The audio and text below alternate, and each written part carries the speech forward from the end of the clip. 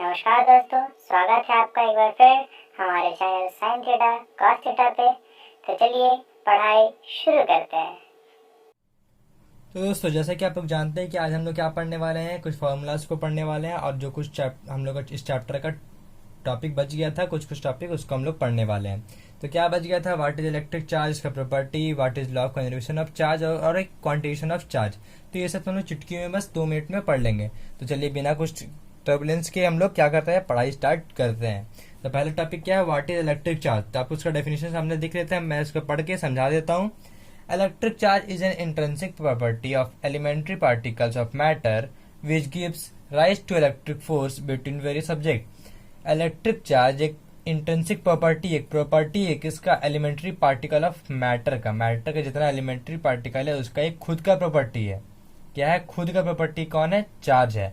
वो किसी का लिया हुआ प्रॉपर्टी नहीं है, वो उसका खुद का प्रॉपर्टी होता है। ठीक है। Which gives rise to electric force. इसका मतलब ये हुआ, जैसे कि हम इसे एग्जांपल दे देते हैं कि एक क्यू ये है, एक क्यू ये है, मतलब एक एलिमेंट्री पार्टिकल में क्यू है, एक एलिमेंट्री पार्टिकल में क्यू है। दोनों में क्यू क्यू चार्ज है, तभी तो वो जाके बीच में डिस्टेंस आर है, तभी जाके वो ये फोर्स मतलब कि लग पाएगा, इलेक्ट्रोस्टैटिक फोर्स लग जाएगा, हम लोग पढ़े हैं। लेकिन वही अगर इसमें क्यू चार्ज नहीं है, इसमें क्यू चार्ज है, तब भी नहीं, तब तो लगेगा ही नहीं इलेक्ट्रोस्टैटिक फोर्स। बात को समझ रहे हैं ना मैं क्या बोलना चाहता हूँ? तो वही बोल रहे हैं कि ये अगर जब तक इसका खुद का में प्रॉपर्टी में अगर इसका चार्ज नहीं लिखा हुआ रहेगा तब तक ये इलेक्ट्रोस्टैटिक फोर्स को बढ़ावा नहीं देगा। लेकिन इसका खुद का प्रॉपर्टी में चार्ज है तो वो इलेक्ट्रोस्टैटिक फोर्स को क्या करेगा? बढ़ावा देगा। इलेक्ट्रोस्टैटिक फोर्स को बढ़ावा देगा। ठीक है, इलेक्ट्रिक चार्ज यहाँ तक क्लियर हो गया। अब इसका प्रॉपर्टी क्या क्या है? इसका प्रॉपर्टी हो गया, एक ये स्केलर क्वांटिटी होता है, एडिटिव इन नेचर है, मतलब Q Q equal to Q1 plus Q2 Q3 में कि एक पार्टिकल में बहुत सारा चार्ज है। रोटर चार्ज कितना होगा इसको जोड़ के हम लोग बता सकते हैं, एडिटिव इन नेचर है। ये पॉजिटिव एंड नेगेटिव दो टाइप का चार्ज होता है, मतलब कि एक माइनस क्यू होता है, एक प्लस क्यू होता है, हम लोग सब तो जानते ही है। फिर लाइक चार्जेस रिपेल, मतलब कि सेम सेम चार्जेस रिपेल करेगा, अनलाइक चार्जेस अट्रैक्ट करेगा। ठीक है, यहाँ उल्टा होता है। उल्टा मतलब कि वही समझ लीजिए कि मैं कुछ और एग्जांपल देना चाहता था, लेकिन छोड़िए। यहाँ पर लाइक चार्जेस क्या हो गया? रिपेल कर रहा है, और अनलाइक चार्जेस क्या हो रहा है? अट्रैक्ट कर रहा है। ठीक है। अब पढ़ लेते हैं law of conservation of charge किसको बोलते हैं। तो पहला पहला पहला हो गया कि अगर कोई आइसोलेटेड सिस्टम है, मतलब कि कोई भी उसमें एक्सटर्नल कुछ काम नहीं कर रहा है, फील्ड उल्ड, तो उसमें जितना भी क्यू चार्ज होगा वो क्या होगा? रिमेन्स कांस्टेंट रहेगा। क्या होगा? Remains constant. ठीक है, ये पहला हो गया। और दूसरा तो सबको ही जानता है, जितना अभी 12 में है तो जानते होंगे कि चार्ज नेदर बी डिस्ट्रॉयड और नॉर बी फॉर्म्ड। ये दूसरा प्रॉपर्टी। इसमें एक चीज और ऐड कर लीजिए कि चार्ज वो होता है एक बॉडी से दूसरे बॉडी तरफ ट्रांसफर कर सकता है, मतलब कि एक बॉडी ये हुआ तो दूसरा बॉडी तरफ ट्रांसफर कर सकता है, लेकिन वो ना कभी फॉर्म होता है ना कभी डिस्ट्रॉयड होता है। यहाँ तक क्लियर है हर चीज। इलेक्ट्रिक चार्ज प्रॉपर्टी पढ़ लिए और इसका law of conservation of charge पढ़ लिए। अब हम लोग क्या करते हैं ना कि इसका क्वांटिटेशन ऑफ चार्ज जो आखिरी टॉपिक बचा हुआ है उसको पढ़ लेते हैं। तो ये रहा आप लोग के सामने क्वांटिटेशन ऑफ इलेक्ट्रिक चार्ज का डेफिनेशन। तो इसको स्टार्ट करने से पहले हम लोग बात कर लेते हैं कि जो चार्ज होता है, चार्ज का एसआई यूनिट क्या होता है? कूलम होता है। चार्ज का एसआई यूनिट क्या होता है? कूलम होता है। और इसको डिनोट करते हैं हम लोग क्या से? सी से डिनोट करते हैं। ठीक है, जो हम लोग का इससे पिछले वाला पार्ट में छूट गया था। तो देखिए, क्वांटिटेशन ऑफ इलेक्ट्रिक चार्ज, इसका डेफिनेशन पहले पढ़ लेते हैं। Quantitation of electric charge is a property by virtue of which any charge exist only in discrete lumps और packets which consist of an integral multiple of a certain minimum charge. जो बोल रहा है कि जो चार्ज डिस्क्रीट लम्प्स और packets में होता है वो तभी एग्जिस्ट करता है, क्यों? उसके पास क्वांटिटेशन ऑफ इलेक्ट्रिक चार्ज का प्रॉपर्टी होता है, उसलिए। मतलब कि कोई भी चार्ज एग्जिस्ट कब में कि quantization of electric charge is the property किसका? इलेक्ट्रिक चार्ज का प्रॉपर्टी है। By virtue at which any charge exist, by उसके कारण ही कोई भी चार्ज जो होता है वो एग्जिस्ट करता है। क्या करता है? कोई भी चार्ज क्या होता है? पूरे वर्ल्ड में एग्जिस्ट करता है। ओनली इन डिस्क्रीट लम्प्स और पैकेट, जो डिस्क्रीट लम्प्स और पैकेट्स होता है उसमें क्या होता है? वो एग्जिस्ट करता है। ठीक है। विच consist of an integral multiple of certain minimum charge. इसका बोलने का मतलब क्या है? वो हमेशा क्या होगा? एक इंटीग्रल मल्टीपल में रहेगा, मतलब कि या तो 1 रहे से मल्टीपल रहे, चाहे 2 से रहे या 3 से, मतलब कि वो इंटीजर का मल्टीपल साथ रहता है। जैसे कोई भी चार्ज, इलेक्ट्रॉन चार्ज हो गया, वो क्या होता है? हमेशा एक इंटीग्रल मल्टीपल के साथ रहता है, मतलब कि n के साथ रहता है, मतलब कि Q equal to n e हो जाए तो प्लस ये माइनस। तो इसका बोलने का मतलब यही हुआ है इसका बोलने का मतलब, Q equal to n e होता है, फॉर्मूला है इसका। इस पूरा रामायण कथा का एक छोटा सा फॉर्मूला है, Q equal to n e, where n equal to 1 2 3 dot dot dot dot infinity नहीं, एन इनमें इंटीग्रल तक का बात हो रहा है ना, तो ठीक है। अब हम लोग यहाँ क्या बात कर रहे हैं, ई का वैल्यू, यहाँ पर क्या है, ई है इलेक्ट्रॉन है, तो 1.6 इंटू 10 का पावर माइनस 19 कूलम। यहाँ तो सब चीज क्लियर है, क्वांटिटेशन ऑफ चार्ज कुछ नहीं है, एकदम कुछ नहीं है। बस क्या है इसका मतलब कि ये एक प्रॉपर्टी है जिसके कारण चार्ज एग्जिस्ट करता है, और जो चार्ज होता है वो हमेशा क्या होता है, इंटीग्रल मल्टीपल में रहता है। क्या होता है, हमेशा एक इंटीग्रल मल्टीपल में वो रहता है, और कुछ इसका मतलब नहीं है। ठीक है, तब हम लोग इसको, अब यहाँ तक हम लोग का सब चीज खत्म हो गया। अब हम लोग क्या करते हैं ना कि जितना भी फॉर्मूला पढ़े हैं उसको एक बार शुरू से अंत तक का एक बार उसको सामने एक बार लिखा हुआ एक जगह पे देख लेते हैं, पार्ट बाय पार्ट। तो ये रहा आपके स्क्रीन के सामने कुछ फॉर्मूला, फिर हम लोग आगे और फॉर्मूला को देखेंगे।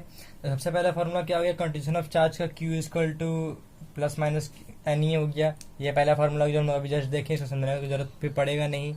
ठीक है, तो इलेक्ट्रॉन का भी आपको वैल्यू पता है कितना होता है, 1.6 इंटू 10 का पावर माइनस 19 कूलम। ये भी आपको पता है कूलम कैसे हुआ, चार्ज से हुआ। ठीक है, अब फोर्स जो है होता है इलेक्ट्रोस्टैटिक फोर्स, एफ ई इसको डिनोट कर सकते हैं आप एफ ई से। इलेक्ट्रोस्टैटिक फोर्स का फॉर्मूला क्या होता है, 1/4 pi epsilon naught into Q into Q naught by r square. इसका एसआई यूनिट क्या होता है, न्यूटन होता है। यहाँ तक क्लियर है। यहाँ पर इतना दूर का जो तो वैल्यू है इसको कितना बोलते हैं, 9 न्यूटन का पावर 9। इसका वैल्यू क्या होता है, न्यूटन मीटर स्क्वायर पर कूलम स्क्वायर। ठीक है, जो ये फिर उसके बाद जो ये है इसका वैल्यू क्या होता है, इसको बोलते हैं हम लोग परमिटिविटी ऑफ फ्री स्पेस। ये हो गया 8.85 इंटू 10 का पावर माइनस 12। इसका ऐसा यूनिट हो गया न्यूटन, एन का पावर -1, एम का पावर -2 और कूलम का पावर कूलम स्क्वायर। क्योंकि ये बाई में है तो फिर वो जाएगा उल्टा होगा, तो इसको सबको उल्टा कर देगा। ठीक है, यहाँ तक ऐसा यूनिट हो गया। फिर इसके बाद हम लोग क्या बात करते हैं, ये सुपर पोजिशन ऑफ प्रिंसिपल हम नहीं बताए थे, क्यों, क्योंकि ये बहुत ईजी था, हम इसको डिस्कस कर देते हैं।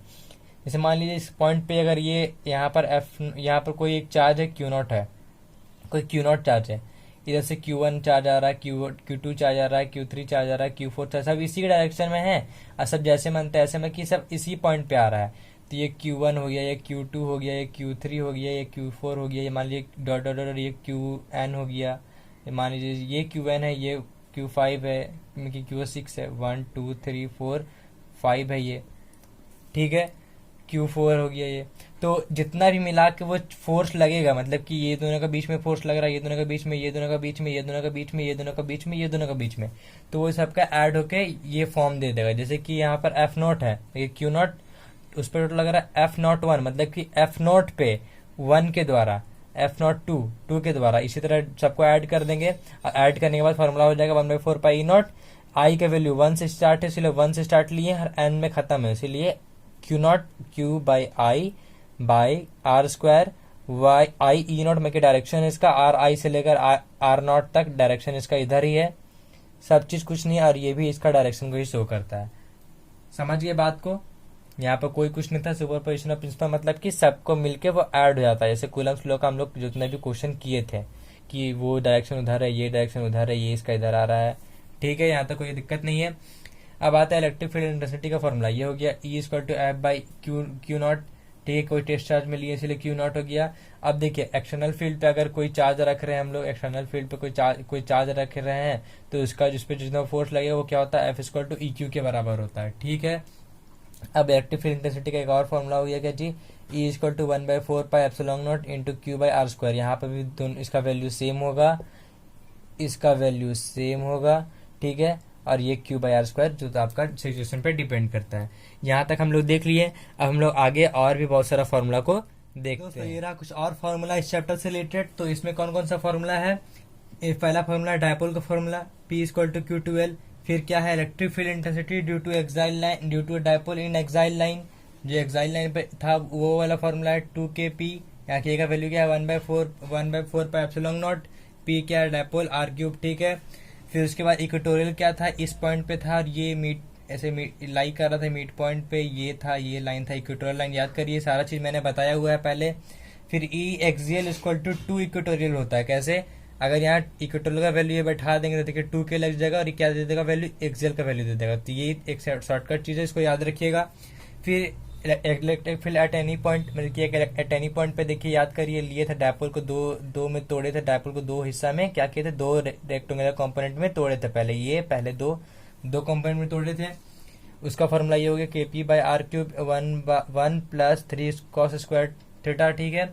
फिर electric field intensity due to circular loop, whole circular loop के कारण जो एक्सिस पे यहाँ पर था, इस पॉइंट पे लग रहा था होल सर्कुलर का लूप के कारण, याद करिए, सब बताएं। तो इसका फॉर्मूला ये हुआ। तो 3/2 है। अब सब इसका बेसिस पे सब चीज का करता, अगर ये एक्सिस का इस पॉइंट यहाँ पर लाइज करता है, इलेक्ट्रिक फील्ड क्या होता है, 0 हो जाता है। अगर ये इससे बहुत बड़ा है इसका लंबाई से, तो क्या हो जाता है, आर क्यूब हो जाता है। वो सब कुछ क्या करता है, डिपेंड करता है। तो torque equal to P sine theta, ये भी चीज बताएं, ये भी चीज सब चीज ये सब बताया हुआ, बस हम क्या कर रहे हैं, रिवीजन कर रहे हैं। अब देखिए potential energy of dipole in uniform electric field, ये भी बताए हुए हैं। क्या है यहाँ पर, P E cos theta minus cos theta 2, मतलब क्या है यहाँ पर, पहले ये हम लोग क्या था, पहला कॉस थीटा ये थीटा था, फिर जो एंगल में मूव किया वो थीटा था। तो क्या हो गया, PE cos theta 1 minus cos theta 2। इतना फॉर्मूला देख लिए। और हम लोग क्या करते हैं, कुछ और फॉर्मूला को देख लेते हैं, फिर उसके बाद क्या करेंगे, वीडियो को एंड करेंगे और हम लोग क्या हो जाएगा, चैप्टर भी समाप्त हो जाएगा। तो ये रहा हम लोग का चैप्टर है, कुछ सबसे आखिरी वीडियो, इस चैप्टर का सबसे आखिरी वीडियो का सबसे आखिरी पार्ट, ठीक है। तो पहला क्या है formula, electric flux equal to EDS cos theta, मतलब कि अगर कॉस 0 रहा तो ईडीएस हो जाएगा, सिंपल सा। अगर जो भी कॉस थीटा उठना जो भी बैठाना हो वो बैठा सकते हैं, तो आपका कि जो दिया हुआ रहेगा उस पर डिपेंड करता है, ठीक है। फिर क्या हुआ, ये आ गया 18 नंबर फॉर्मूला, क्या हो गया, इलेक्ट्रिक फ्लक्स गॉसेस थ्योरम के कारण, मतलब कि एक क्लोज सरफेस में इलेक्ट्रिक फ्लक्स कितना होगा, तो क्या होगा, Q बाई ई नॉट होगा। उसका साइन हो गया ये वाला, इसको इससे भी नोट कर सकते हैं, ठीक है। अब ये हो गया लीनियर चार्ज डेंसिटी, ये हो गया सरफेस चार्ज डेंसिटी, ये हो गया क्या हो गया, वॉल्यूम चार्ज डेंसिटी, जो सब चार्ज डेंसिटी था वो सब लिख दिए।